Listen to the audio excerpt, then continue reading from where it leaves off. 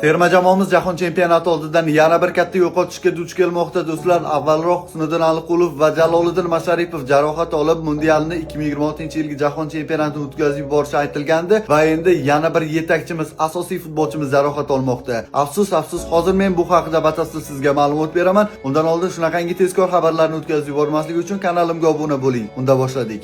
Xo'p, batafsil aytadigan bo'lsam, Eldor Shomurodov Turkiya Kubogi doirasida Başakşehir va Qoragumruk o'rtasidagi o'yinda jarohat oldi. O'yinning 23-daqiqasida u gol urgandi va oradan 3 daqiqa o'tar o'tmas 26-daqiqada jarohat olib maydonni tark etdi. Eslatib o'taman, ushbu uchrashuvda Abbosbek Fayzullayev va Eldor Shomurodov bittadan gol kiritgandi va klub bayonotining xabar berishicha, yaqin daqiqalarda, yaqin soatlarda uning jarohati aniqlanadi va batafsil ma'lumot beriladi. Eng yomon tarafi bilasizmi nimada? Uning jarohati jiddiy bo'lib chiqishi va mundialni o'tkazib yuborishi mumkin ekan do'stlar. Bizga uning tajribasi, uning o'sha mahorati juda ham kerak edi. Oldin ham aytgandik, chunki tajribali, Yevropa tajribasini ko'rgan, Romada va boshqa klublarda o'ynagan, katta terma jamoa, katta futbolchilarga qarshi qanday o'ynashni biladigan futbolchimiz edi. Lekin afsuski, mana shunday pallada u ham jarohat olib turibdi. Ko'ramiz, balki jarohat jiddiy bo'lmasligi ham mumkin. Bu haqida yana insightlar chiqadigan bo'lsa, sizlarga batafsil xabar beraman do'stlar. Ungacha esa futbolchimizga faqat va faqat sog'lik tilaymiz.